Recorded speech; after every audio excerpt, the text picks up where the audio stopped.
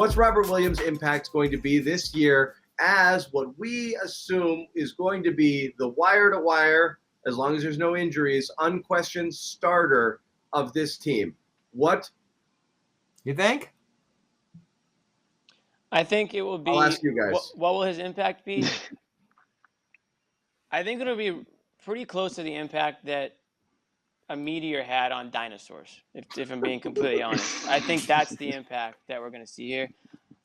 Huge Robert Williams guy. Love that they were able to lock him up. I know that was John's biggest fear, is that they were just going to have to dump him in a deal for, a superstar player, whoever that might be. They didn't, at least not yet. So I'm glad to see it. I'm glad to see him back. There were points last year. We said it on the show multiple times. It was so obvious that he was the most athletic guy on the court. He was doing things that Grant Williams couldn't dream of doing, in 100 years in his sleep. So, and not to shoot on Grant Williams. Everybody felt that way. I mean, there wasn't another player on the court that could jump as high as he was jumping to block a shot, run down the court, and then catch an alley-oop, all in like 3 steps.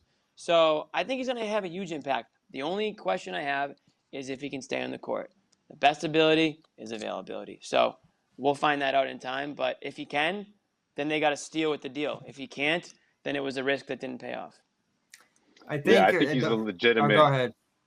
I was just going to say, I think it's legit. I mean, that stretch of games where he was, putting the team at a different level, I think we see more of that, and I think he becomes ultimately one of those pillars that could push this team to a, potential Eastern Conference Finals matchup, best case scenario. It's all about his health at this point.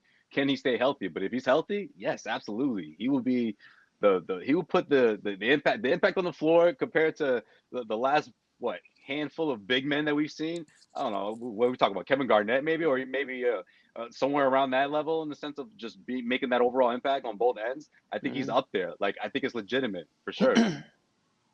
I do think that building the starting lineup is going to be something that matters. Ultimately, it usually does. Who you're going to put out there on the floor to start the game.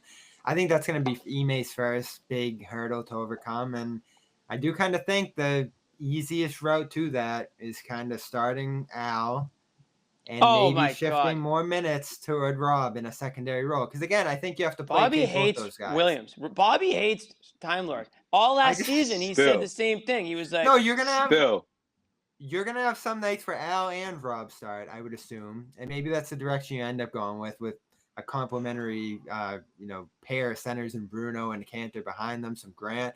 But if you're only starting one center, I think there's a chance you start Horford, go to Rob in a secondary lineup with a guy like Pritchard, who he's worked well with in the past, and play Rob more minutes over the course of the game."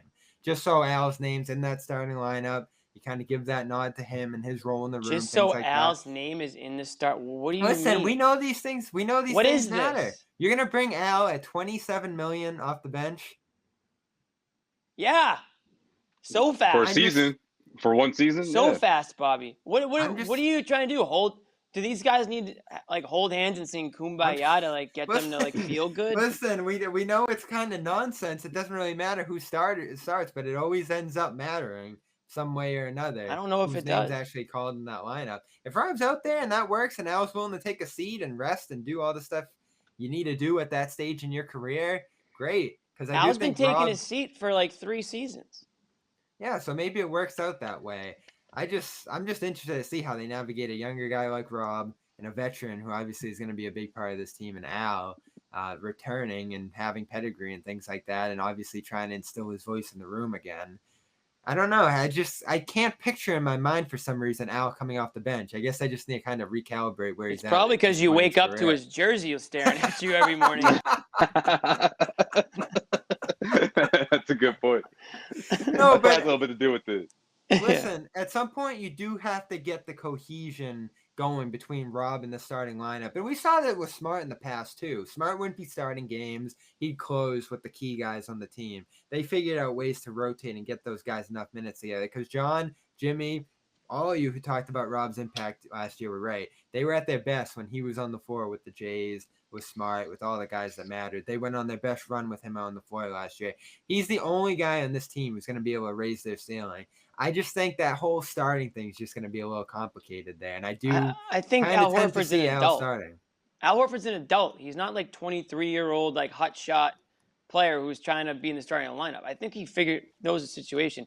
He's still going to get the same paycheck whether he's starting or not. And they brought him in here. I think part of the reason they brought him in here was to like, I don't know, maybe like be a locker room guy. So why the hell would he all of a sudden be a bad apple just because he's not hearing his name, screamed out at the beginning of the game by the arena announcer? Who are you gonna start then, Jimmy? It's not my. It's. I mean, you want to go over. No, like if you had to throw your 5 out there, who would it be?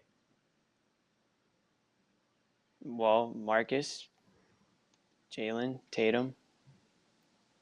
Then the last question's kind of, do you go Al at the 4 or Richardson at the 2? It all comes down to double big with Al at the 4 or Richardson. That's the whole but so if Allen's up starting, that's fine. If Allen's up starting, that's fine. But I'm not saying he should start in place of Rob Williams because of like, oh, you don't want to ruffle any feathers. So if Allen's up starting, that's fine. But so should Rob Williams. That might be the way to do it.